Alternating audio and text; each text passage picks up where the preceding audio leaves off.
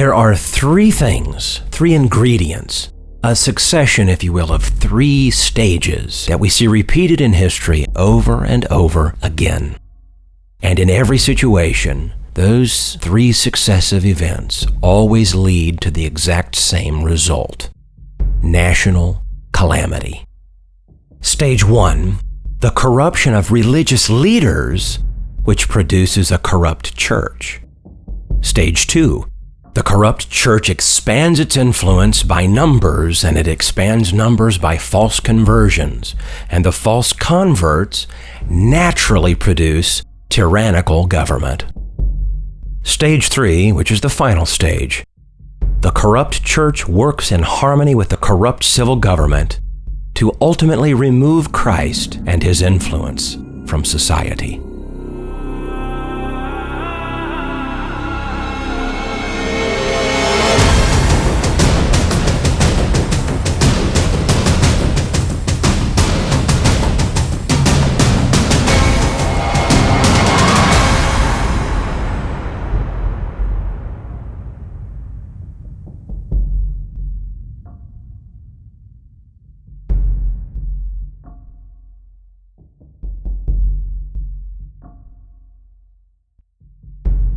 Daniel prophesies concerning Antiochus Epiphanes in Daniel 11, verse 21.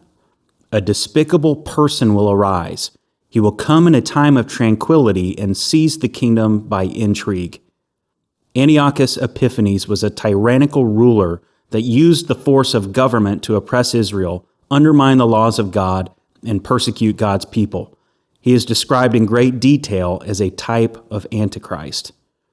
One of the traits of a country in jeopardy is a tyrannical, wicked government which operates under the spirit of Antichrist.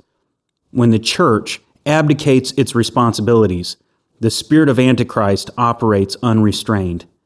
Antiochus Epiphanes succeeded in punishing Israel, not because God wanted it and orchestrated it, but because church leadership pandered to him, collaborated with him, and betrayed the people acting in their own self-interest.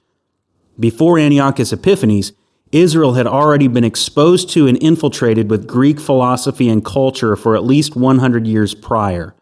They had already grown accustomed to Greek influence, with neighbors to the south based out of Egypt and neighbors to the north based out of Syria, with Greek settlements and cities encircling them.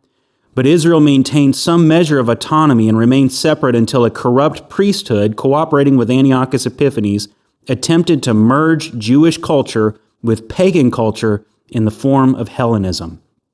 Hellenism, much like religious pluralism today, had diversified itself into various forms and flavors, combining Greek mythology with Egyptian idolatry, ancient Babylonianism, and every form of mysticism, astrology, superstition, humanism, intellectual skepticism, and even its own form of atheism.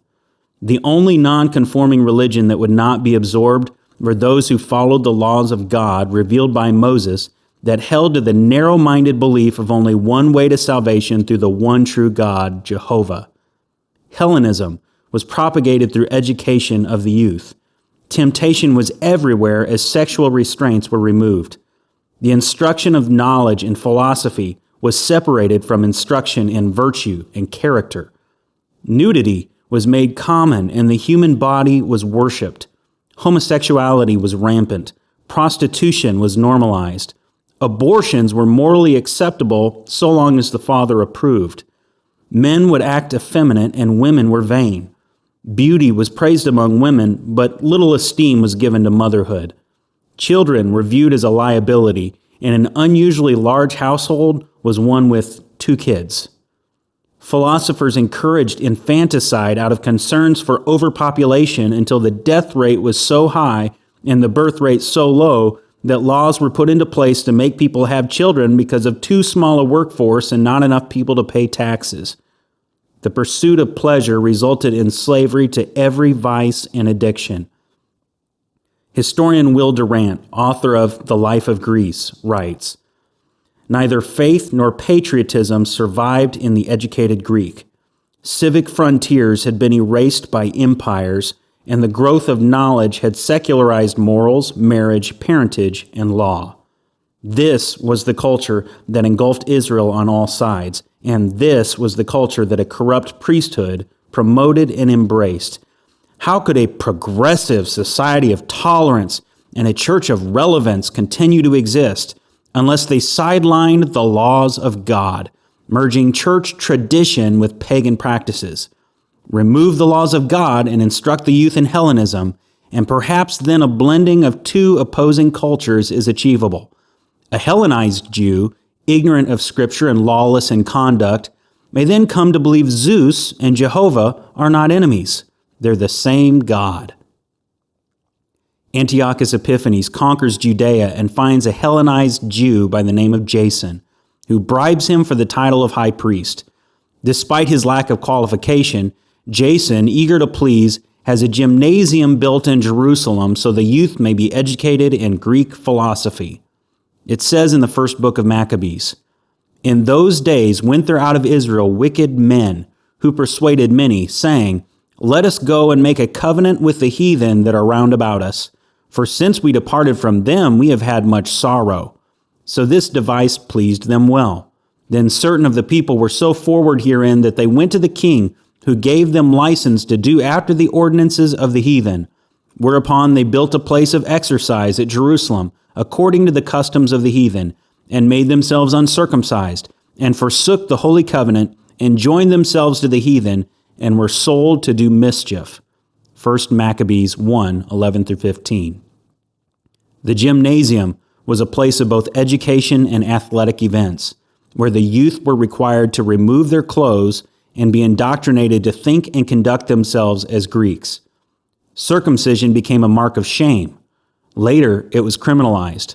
Finally, it was punishable by death. Despite Jason's willingness to pander and educate the next generation in how to be good apostates for the empire, he didn't go far enough or fast enough to suit Antiochus Epiphanes.